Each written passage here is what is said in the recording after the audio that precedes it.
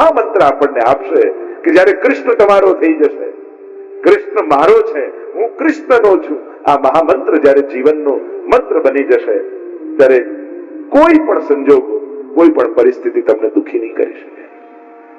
જ્યારે તમે, આપણે તો બ્રહ્મ સમાજ લેતા આત્મા તુલસીદળ લઈને બોલીએ છીએ ને, હે કૃષ્ણ હું તારો છું, હે કૃષ્ણ હું તારો છું. મંત્ર એ કેવલ શબ્દો નથી, એ જીવનની સૌથી મોટી સૂઝનું નામ છે. હું કૃષ્ણનો છું. આજે કોઈને પૂછીએ કે તમે કોના, હૃદય પર હાથ મૂકીને કહો. કોઈ કે હું ધંધાનો, કોઈ કે હું ઘરનો, કોઈ કે હું પૈસાનો, કોઈ કે હું આનો. ભક્ત એમ કહે છે કે હું કૃષ્ણનો છું. સંસારમાં સંસારના કાર્યો કરતા કરતા પણ એક અવેરનેસ જીવનમાં છે, હું કૃષ્ણનો છું. કારણ કે કૃષ્ણ જેનો થઈ જાય ને, જો ને વસુદેવજીના માથે કૃષ્ણ આવ્યા અને જ્યાં માથે આવ્યા બધી બેડીઓ ખુલી ગઈ, રસ્તાઓ મળી ગયા અને કારાગૃહમાંથી, કેદમાંથી નંદાલય પહોંચી ગયા. આપણે બધા કર્મોની કારાગૃહમાં ફસાયેલા છીએ, કર્મોની કેદમાં આપણે બધાએ બંધાયેલા છીએ. છૂટવાનો એક જ ઉપાય, માથે કૃષ્ણ આવી જશે ને તો બધેથી બેડીઓ ખુલી જશે અને કારાગૃહનું અંધારું એ નંદ મહોત્સવનો આનંદમાં બદલાઈ જશે. જયારે નંદ બાબાના ઘરે, એટલે પુષ્ટિ માર્ગમાં શબ્દ શું છે, તમારા માથે કયું સ્વરૂપ બિરાજે છે? આપણે કહીએ ને પિતૃચરણના માથે ગોપાલ પ્રભુ બિરાજે. પુષ્ટિ માર્ગમાં શબ્દ, અમે તમારા ઘરે ઠાકોરજી ક્યારે પધરાવતા જ નથી, અમે તમારા માથે ઠાકોરજી પધરાવીએ. એટલે પૂછવાનો પ્રકાર આપણે ત્યાં એ છે, તમારા માથે કયું સ્વરૂપ? અને જેના માથે કૃષ્ણ આવે ને એને કોઈ દુનિયામાં રોકી શકતું નથી. વસુદેવજી એનું પ્રમાણ છે. કેવા બંધનો કંસના, કૃષ્ણ માથે આવ્યો તો બધેથી રસ્તા નીકળ્યા. દુનિયાનો માણસ અફસોસ કરશે, મદદ કરશે, સાથે ચાલશે, ભાગ્ય નહીં બદલી શકે. કૃષ્ણ તમારું ભાગ્ય બદલવાનું સામર્થ્ય રાખે છે. જ્યારે સામર્થ્યો અને સમજણ ટૂંકી પડી જાય ને ત્યારે કૃપા કામ કરી જતી હોય છે. કરેલી સેવા આગળ આવી જતી. આપણે ઘણી વાર કહીએ ને કે મેં તો એવું કાંઈ નતું કર્યું, ખબર નહીં વડીલોની ભક્તિ આગળ આવી ગઈ, મારા કરેલા પુણ્યો આગળ આવી ગયા. અને ઘણી વાર એવું થાય, જ્યારે જ્યારે તમને એમ લાગે કે મારા સમજણ અને સામર્થ્ય અને આવડત કરતા ભગવાને મને વધારે આપ્યું છે, ત્યારે સમજી લેજો ક્યાંક વડીલોએ ફેરવેલી માળા કામ લાગી ગઈ છે. એમણે લીધેલું ભગવત નામ મારા ભાગ્યને બદલવાનું સામર્થ્ય રાખે છે. અને આપણા વડીલોના જ આશીર્વાદ છે. પરીક્ષિત મહારાજ પોતે કહે છે કે આ મારા કોઈ, પરીક્ષિત મહારાજે કહ્યું એવું પુણ્ય કર્યું કે ભાગવત મળે, સુખદેવજી મળે. પુણ્ય ક્યાં, પાપ કરીને આવે. ભાગવતની કથા ખ્યાલ છે ને તમને કે ઋષિના ગળામાં મરેલો સર્પ લપટાવી દીધો, શ્રાપ મળ્યો કે તે તો મારેલો સર્પ નાખ્યો મારા પિતાના ગળામાં, હું શ્રાપ આપું છું. આથી 7મા દિવસે જીવતો તક્ષક આવીને તને દંશ દેશે. પાપ જ કર્યું હતું ને, શ્રાપ જ મળ્યો હતો ને. પણ શ્રાપિતને પણ સમર્પિત બનાવી દે એવી કોઈ કથા હોય તો આ ભાગવતની કથા છે. આ કૃષ્ણના ચરિત્ર છે. આપણને શ્રાપ જ છે ને. 7મા કોને 8મો દિવસ મળે છે? બધાએ સોમથી રવિમાં જ જવાનું છે, 8મો દિવસ કોઈની પાસે નથી. પણ હા, કર્મોના શ્રાપ લઈને આવ્યા છે, પણ સમર્પણ દ્વારા કૃપાનો પ્રસાદ પામીને જવાનું છે. આપણે મરીને નથી જવું, આપણે તો જીવીને જવું છે. ભાગવતે શીખવાડે, સાધારણ લોકો દુનિયામાંથી મરીને જાય અને ભક્તો તો જીવીને જાય. જીવનનો ઓડકાર લઈને જવું છે, જીવનની તૃપ્તિ લઈને જવું છે, એક એક ક્ષણોને માણીને જવું છે. મળેલી ક્ષણો વેડફીને નથી જવું. કૃષ્ણનો ભક્ત, એની એક એક ક્ષણ એના જીવનનો ઉત્સવ હોય છે. કારણ કે એને ખબર છે મારી મહેનત કે બુદ્ધિ નથી, મારા જીવનનો સંસાર જે છે ને એ ભગવાનનો આપેલો પ્રસાદ છે. કારણ કે પુરુષાર્થનું ફળ માનશો ને તો મળેલું સુખ પણ બંધન બની જશે, પણ પ્રભુને આપેલો પ્રસાદ માનશો ને તો ભોગવેલું પણ બંધન નહીં કરે. કારણ કે આ તો પ્રસાદ છે. જીવનમાં જે મળ્યું એ ઠાકોરજી પ્રસાદ રૂપે મને આપ્યું છે. અને પ્રસાદ ગાંઠોને ખોલે છે, બાંધતું નથી. પણ પુરુષાર્થનું ફળ એ ભલે સુખ હોય તો શાસ્ત્રોએ એને પણ સોનાની બેડી જ કહી છે કે પુણ્ય પણ સોનાની બેડી છે, પાપ લોડાની બેડી તો પુણ્ય પણ બાંધે. આપણે તો પાપ અને પુણ્ય બંનેથી પર થઈ ભગવાનના પ્રસાદ રૂપે આને સ્વીકારવાનું, ઠાકોરજીના આશીર્વાદ રૂપે સ્વીકારવાનું. તો આ કૃષ્ણ ચરિત્ર શું કરશે તો કે આપણને કૃષ્ણના કરશે અને કૃષ્ણને આપણું બનાવી દેશે. આપણે તો કહીએ કે પ્રભુ, અને ઘણી વાર લોકોને એમ થાય કે હું પ્રભુ ને મળવા માટે આટલા લાલાયિત રહું છું, અને મને હંમેશા એમ થાય પ્રભુ ક્યારે મળે, પ્રભુ ક્યારે મળે. તો મને ભગવાનને મળવાની ઈચ્છા થાય છે, તો શું ઠાકોરજીને પણ ક્યારેક મને મળવાની ઈચ્છા થતી હશે? સહજ ભક્તને પ્રશ્ન થાય ને કે આપણને તો ઠાકોરજીને મળવાની ઉત્કંઠા થાય, પણ શું ક્યારે પ્રભુને આપણને મળવાની ઈચ્છા થતી હશે? અને થતી હોય તો ખબર કેમ પડે કે ઠાકોરજીને મળવાની ઈચ્છા થઈ છે? તો કે સાવ સહેલી વાત, જ્યારે જ્યારે આવા કથામાં બેસવા મળે ને ત્યારે માનજો કે ઠાકોરજીને આપણને મળવાની ઈચ્છા થઈ છે. અને એટલા માટે કૃષ્ણ કથાનું રૂપ ધારણ કરી અને આપણા સુધી પહોંચી ગયું. જ્યારે જ્યારે કથામાં બેસવાનો અવસર મળે ત્યારે માનવું કે આજે પ્રભુએ મને યાદ કર્યો છે. આપણે તો પ્રભુને યાદ કરીએ, પણ શું પ્રભુ આપણને યાદ કરતા હશે? આવો પ્રશ્ન થાય માણસ. જ્યારે જ્યારે આવા અવસર મળે ત્યારે માનજો આજે ઠાકોરજીએ મને યાદ કર્યો, અને પ્રભુએ મને યાદ કર્યો એટલે જ આવા સ્થાને આવી ક્ષણે હું ઉપસ્થિત રહી શક્યો, હું બેસી શક્યો, કથાના શબ્દો મારા કર્ણમાં પહોંચી શક્યા. એનું એક જ કારણ કૃષ્ણની કૃપા. કૃપા વગર આપણે માની કથા સાંભળીને કૃપા, માળા ફેરવીને કૃપા, પાઠ કરીને કૃપા, સેવા કરીને કૃપા થાય, સાવ ખોટી વાત. કૃપા થાય તો જ કથામાં અવાય, કૃપા થાય તો જ માળા ફેરવી શકાય, કૃપા થાય તો જ પાઠ બોલી શકાય, કૃપા થાય તો જ દર્શને આવી શકાય. નહીં તો દર્શન કરવામાં 10 મિનિટ લાગે, પણ દર્શન કરવા જવું છે આ વિચાર આવતા આવતા 60 વર્ષ જતા રહે છે. દર્શન કરવામાં ટાઈમ નથી લાગતો તો 10 મિનિટ લાગે આપણને, પણ દર્શને જવું એક બુદ્ધિનો વિચાર. જો બુદ્ધિ અને પગમાં અંતર, ડિસ્ટન્સ કેટલું, અંતર કેટલું? 5 ફૂટ, 5.5 ફૂટ, 6 ફૂટ. પણ અહીંયાની વાત, બુદ્ધિની વાત, આ ચરણ સુધી આવતા આવતા 60 વર્ષ જતા રહે છે. અંતર ક્યાં વધારે કાપવાનું છે? એ 5 ફૂટનું ડિસ્ટન્સ કાપતા કાપતા જીવન ખોઈ બેસીએ છીએ. તો જીવનમાં જેટલી જલ્દી સમજ આવી જાય એટલું સારું છે. સમજી જઈએ જીવનનો સાર અને સાફલ્ય, એટલું જેટલું જલ્દી માણસ સમજે એટલું સરસ છે. અને ભાગવત આ સમજણનો મહામંત્ર લઈને બિરાજમાન છે. ભાગવત જેવું કોઈ શાસ્ત્ર નથી. મહાપ્રભુજી તો કેટલો પરિશ્રમ ભાગવતને પ્રમાણ ગ્રંથ રૂપે કોઈ સ્વીકૃત કરાવ્યું હોય તો શ્રી મહાપ્રભુજીએ છે. સાત રીતે શાસ્ત્રે સ્કંદે પ્રકરણે અધ્યાય વાક્ય પદેક્ષરે એકાર્થ સપ્તદા જાનન અવિરોધેન મુચ્યતે. 7 રીતે અર્થ કરે ને એકાર્થ કર્યો છે મહાપ્રભુજી. અદ્ભુત મહાપ્રભુજીનું યોગદાન છે. આજે દુનિયામાં ક્યાંય પણ ભાગવત કથા થતી હોય, દુનિયામાં ગમે ત્યાં, કોઈ મહાપ્રભુજી શ્રી વલ્લભાચાર્યજીનું નામ લે કે ન લે, પણ મહાપ્રભુજી બતાવેલા અર્થો વગર ભાગવત કથા થઈ જ ન શકે. કોઈ જાણે કે ન જાણે કે આ સુબોધની, મહાપ્રભુજી સુબોધની નથી ને ભાગવતજી ઉપર મહાપ્રભુજીની ટીકા. મહાપ્રભુજીએ બતાવેલા અર્થ ઘટન વગર કથા થઈ જ ન શકે. એવું યોગદાન શ્રી મહાપ્રભુજીનું છે. આ કૃષ્ણ ચરિત્રની ગાથા 10મ સ્કંદને આધારમાં લઈ, કેન્દ્રમાં લઈને આપણે ચર્ચા કરવાના છે. ભાગવત 12 સ્કંદમાં ટૂંકમાં પરિચય આપી દઉં ને સીધા 10મ સ્કંદ તરફ પ્રયાણ કરીએ. 12 સ્કંદ સાક્ષાત શ્રીનાથજી બાબાનું વાંગમય સ્વરૂપ આપણે માનીએ છીએ ભાગવતજી. વાંગમય એટલે વાણીમય, શબ્દમય. એટલે ભાગવતજીને વાંચવાની મહત્તા નથી, ભાગવતજીને સાંભળવાની મહત્તા છે. જો અત્યારે આપણી ભક્તિ છે ને બે સ્થાનમાં રોકાઈ. એક, અમે તો ક્યાંય જઈએ નહીં, ઘરે જ વાંચી લઈએ. અને બીજું, અમે તો જઈને એકવાર દર્શન કરી આવીએ એટલે અમારું તો બધું આવી જાય. નવદા ભક્તિમાં નથી વાંચન ભક્તિ, નથી દર્શન ભક્તિ. તમે નવદા ભક્તિ જુઓ તો શ્રવણમ કીર્તનમ વિષ્ણો, સ્મરણમ પાદ સેવનમ, અર્ચનમ મંદરમ દાસ્યમ, સખ્યમ આત્મ નિવેદનમ.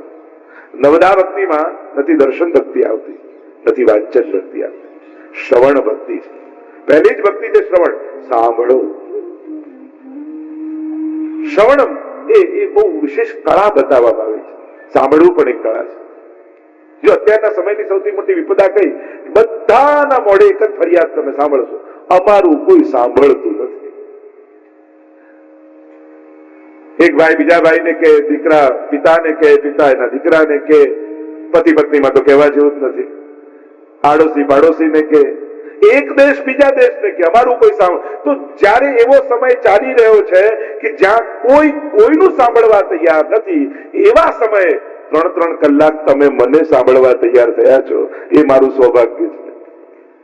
તમે ભાગવત સાંભળવા તૈયાર થયા છો, આ તમારી સમજણ બતાવે છે. નબળું પસંદ કરો ને એ પણ તમારી સમજણ બતાવે, અને ઉત્તમ પસંદ કરો ને એ પણ તમારી સમજણ બતાવે. ભણેલા ગમે તેટલા હો, પણ જો સમજદાર નથી ને તો ભણતર પણ બહુ લાંબુ કામ નથી આવવાનું. હા, પૈસા કમાવા કદાચ કામ લાગી શકે, જીવનનું એક પાસું છે, બરાબર છે, પણ જીવનની સફળતા ચેક કરવા માટે પાસબુક ખોલીને ન જતા. લોકો સફળતા પાસબુકમાં ચેક, હા જીવનનું એક પાસું છે, એનાથી ઘણું બધું થઈ શકે છે, વાંધો નથી, પણ જીવનની સફળતા જોવા માટે સ્વજનોના ચહેરા ઉપર વાંચજો કે તમે સફળ છો કે નહીં. જો ત્યાં તમે ફેલ છો, અને આપણને ભણવામાં 7 વાર શીખવાડે, 8મો વાર ન શીખવાડ્યો સ્કૂલમાં. સોમવાર, મંગળવાર, બુધવાર, ગુરુવાર, શુક્રવાર, શનિવાર, રવિવાર, પણ 8મો વાર છે પરિવાર. અને એ વારને ભૂલી જશો ને તો 7 વાર નકામા જશે. જીવનની સફળતા સ્વજનોના ચહેરા પર હોય છે, અને ત્યાં જો આપણે નિષ્ફળ થયા ને તો સફળ કેમ માની શકાય? જીવનની જે સાચા અર્થમાં સફળતા આપણે કહીએ છીએ, તો જે ચર્ચા કરી રહ્યો છું, જ્યારે કોઈ કોઈનું સાંભળવા તૈયાર નથી, અને એવા સમયે તમે આવું ઉત્તમ પસંદ કર્યું, તમે આજે ભગવાનને સાંભળવા બેઠા છો. ભાગવત એટલે ભગવાન. ભાગવતનો અર્થ શું થાય? ભગવતા પ્રોક્તમ ભાગવતમ. જે ભગવાને કહ્યું એ ભાગવત. આજ સુધી જ્યારે પણ પ્રભુ પાસે ગયા, ભગવાનને સંભળાવ્યું છે, ક્યારે ભગવાનનું સાંભળ્યું નથી. આપણે જો ને જયારે ગયા, પ્રભુ આને જોબ નથી મળતી, આને બીમાર રહે છે, આના લગ્ન નથી થતા, આનું આ નથી થતું, ઓલવેઝ જયારે ભગવાન પાસે ગયા ત્યારે આપણે જ બોલ્યા છીએ. ક્યારે એમ નથી કહ્યું કે પ્રભુ આજે તમે બોલો ને હું સાંભળું. જો ભગવાનને જોવા, ભગવાનને મળવું અને ભગવાનને મેળવવું, આ ત્રણેય જુદી વસ્તુ છે. ભાગવત તમને ત્રણેય પ્રકારના ભક્તોનો પરિચય. ઘણાએ ભગવાનને જોયા, ઘણા ભગવાનને મળ્યા, અને ઘણાએ ભગવાનને મેળવ્યા. ભાગવતમાં ત્રણેય પ્રકારના ભક્તો જોવા મળશે. ભગવાનને જતા જોયા છે, સ્વજનો અને દુર્જનો બધા ભગવાનને મળ્યા છે. ભગવાન મળી જવાય એ કોઈ ભક્તિ માર્ગની મોટી ઘટના નથી. જો ભગવાન મળવા જ બધું હોત ને, જેને પૂછો શેના માટે ભગવાન મેળવવા, ભગવાન મેળવવા, ભગવાન, અરે ભગવાન મેળવવા કાંઈ કરવાનું નથી.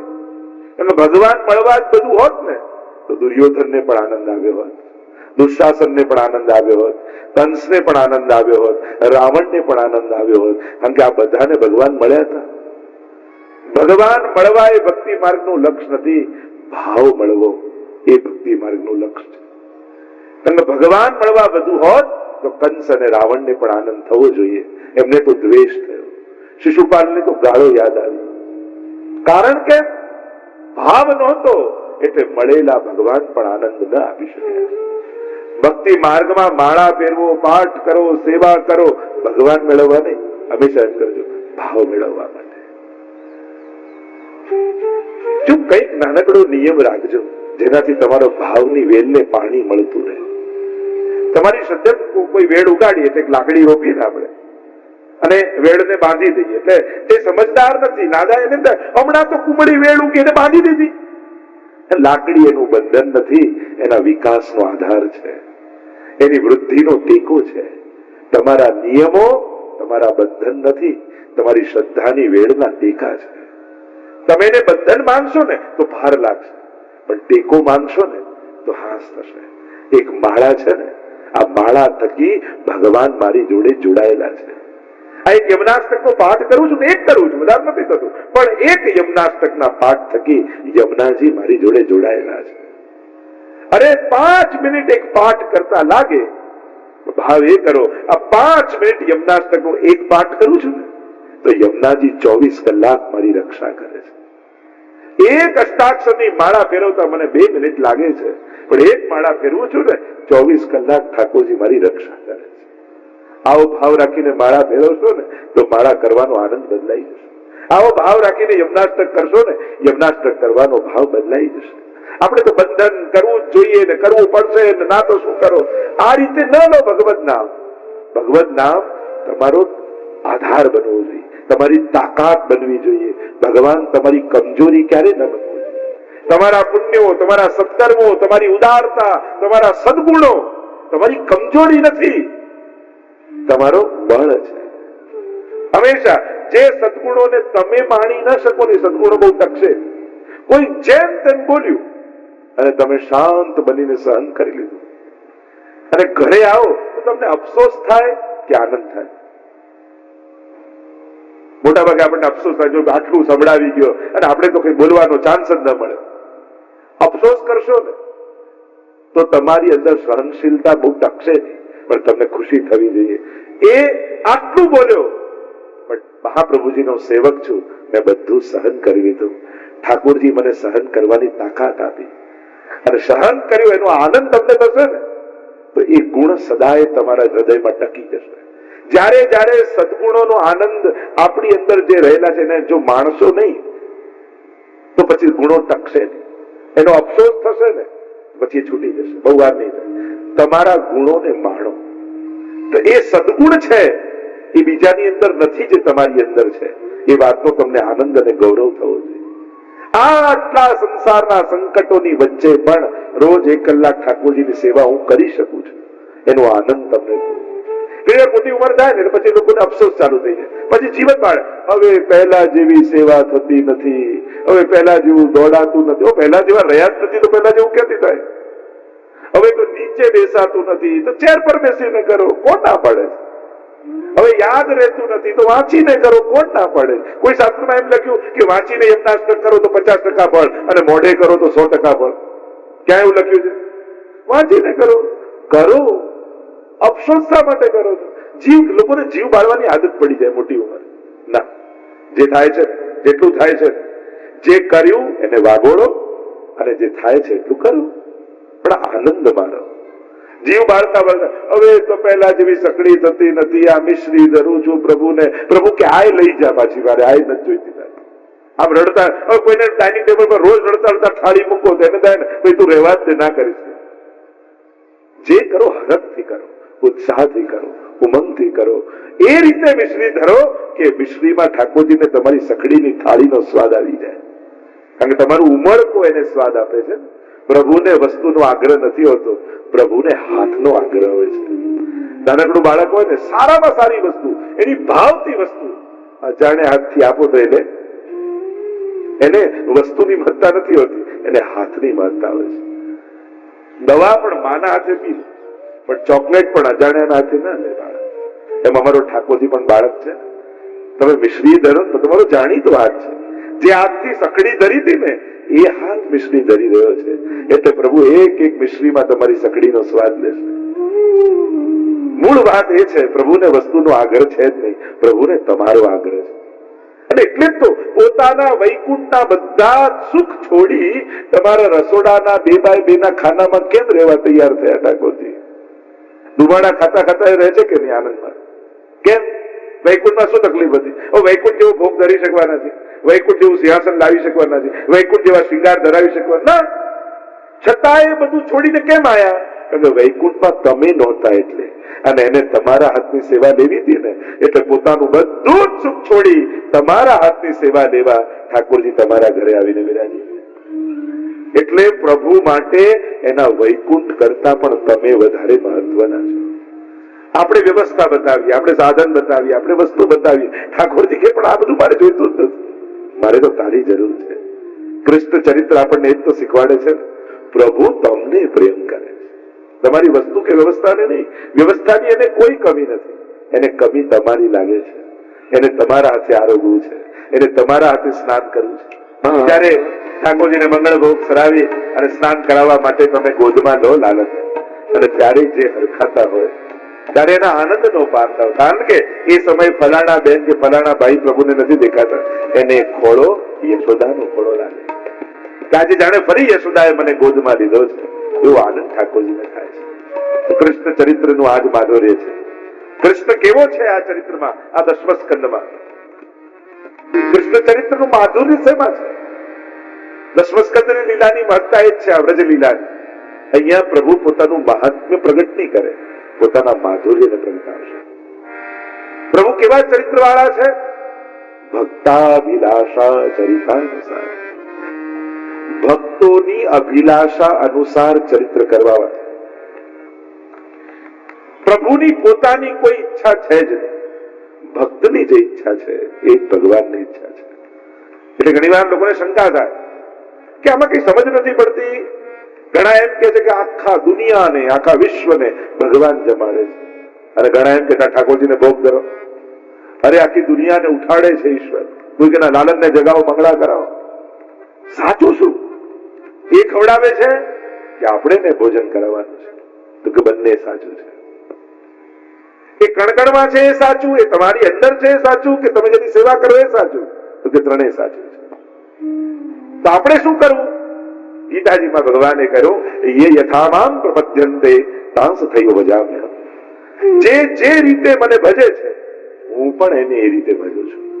તમે જો જ્ઞાન માર્ગ પ્રમાણે વિચાર કરો કે બધાને જમાડનારો એ છે તો એને ભૂખ નથી લાગતી. પણ તમે ભક્તિ માર્ગ પ્રમાણે યશોદાનો ભાવ રાખીને કહો, મારા લાલનને ભૂખ લાગી હશે, ક્યારનો ગાય ચરાવવા ગયો હતો, સાંજ પડીને હવે આવ્યો, લાવ જલ્દી જલ્દી ઠાકોરજીને ભોગ ધરું, તો ઠાકોરજીને કકડીને ભૂખ લાગે છે. કારણ કે તમારો ભાવ યશોદાનો છે. જે ભાવ લઈને પ્રભુ આગળ જશો ને, પ્રભુ એવા ભાવે તમને મળશે. અરે ત્યાં સુધી કહ્યું, વેર ભાવે જશો તો યુદ્ધ કરવા તૈયાર થશે. કારણ કે એને લડવું જ છે, ચાલ લડી લઈએ. તને પ્રેમ કરવો છે તો ચાલ પ્રેમ કરી લઈએ, તને રાસ કરવો છે તો ચાલ રાસ કરી લઈએ, તને ખોળામાં રમાડવો છે તો બાળક